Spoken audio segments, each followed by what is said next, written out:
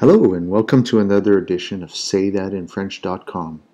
Today we are going to look at how to describe a photo in French. So describing a photo in French requires its own unique vocabulary.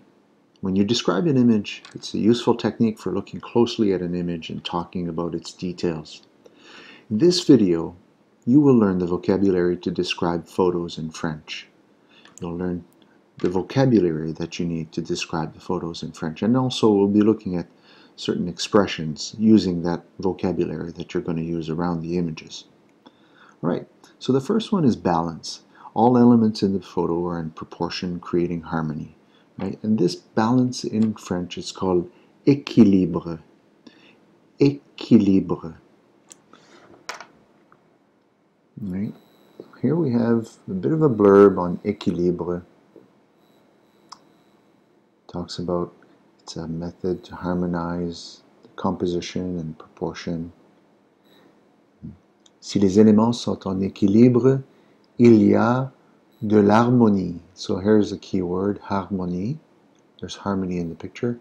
Sinon, if not, il y a de la tension. Il y a de la tension. Tension is tension in the photo.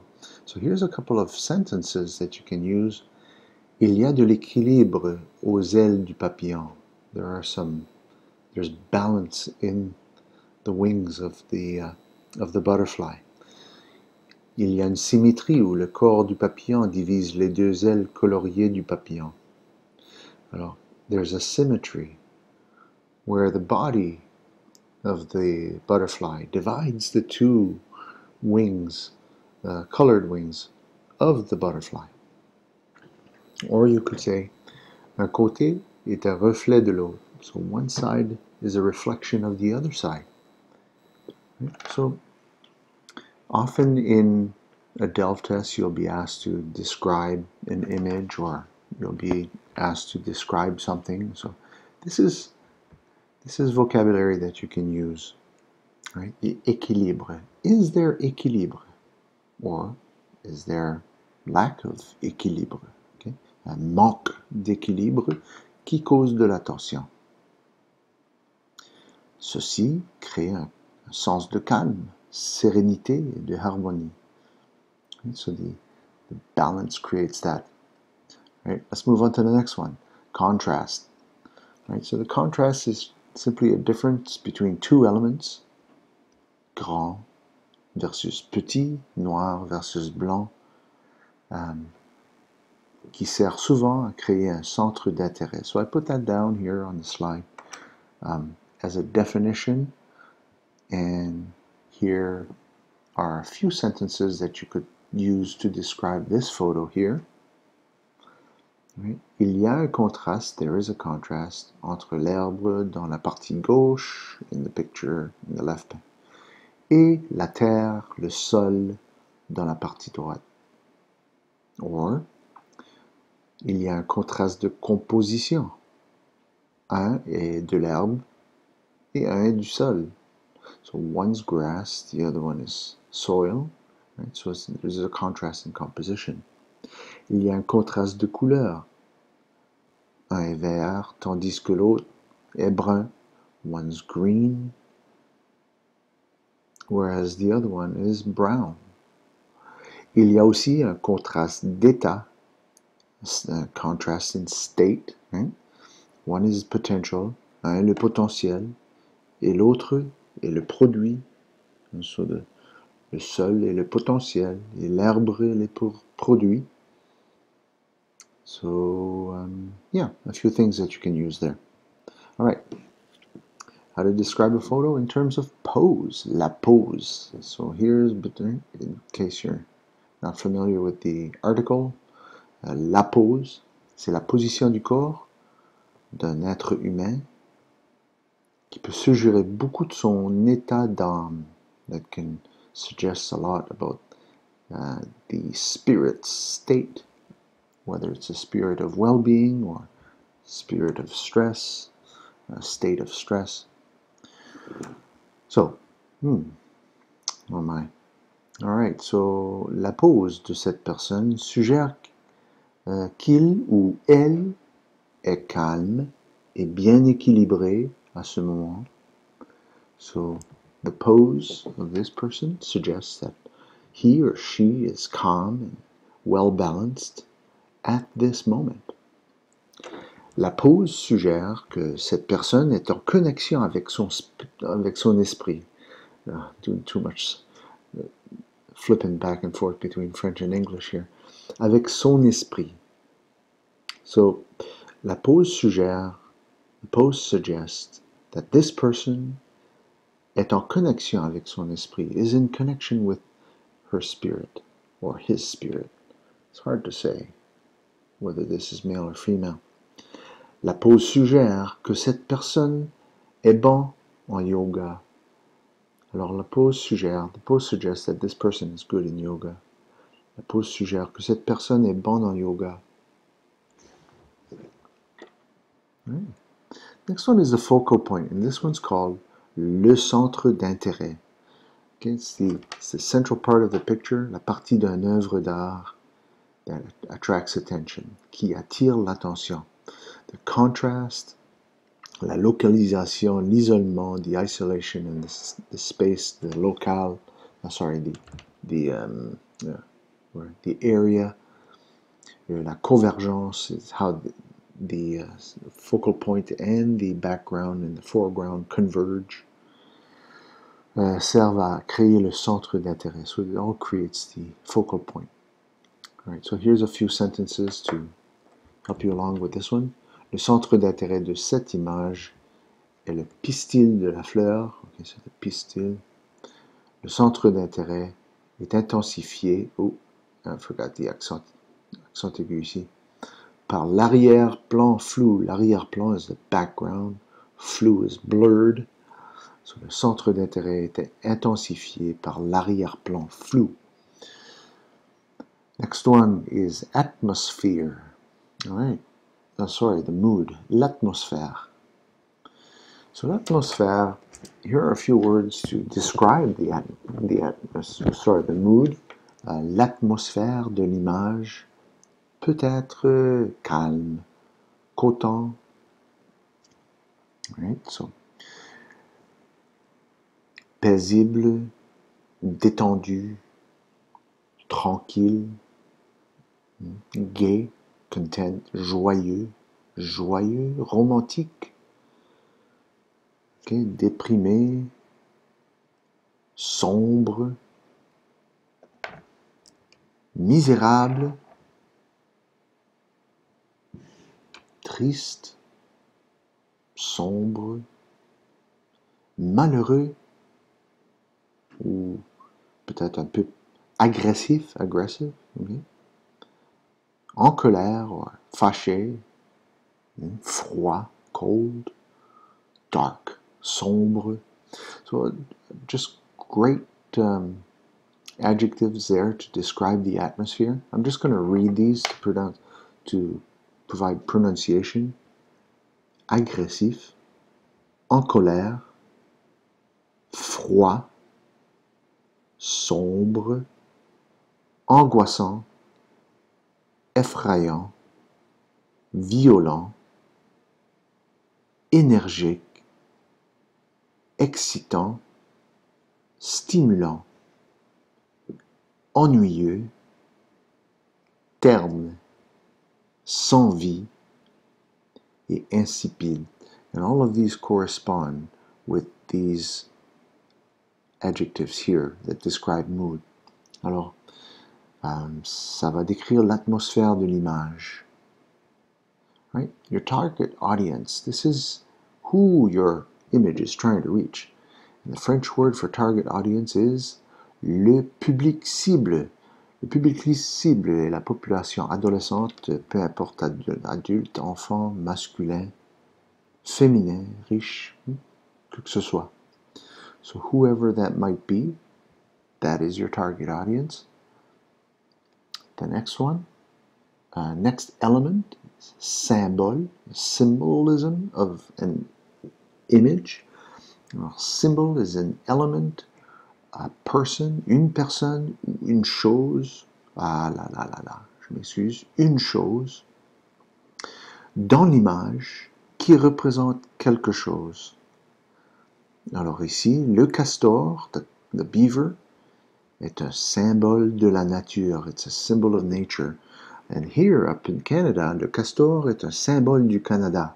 It's a symbol of Canada. And I'm sure there's a backstory to that somewhere. And here we go. So we'll go to the next one. Le texte. Les mots, le texte, it can give hints, it can give indications.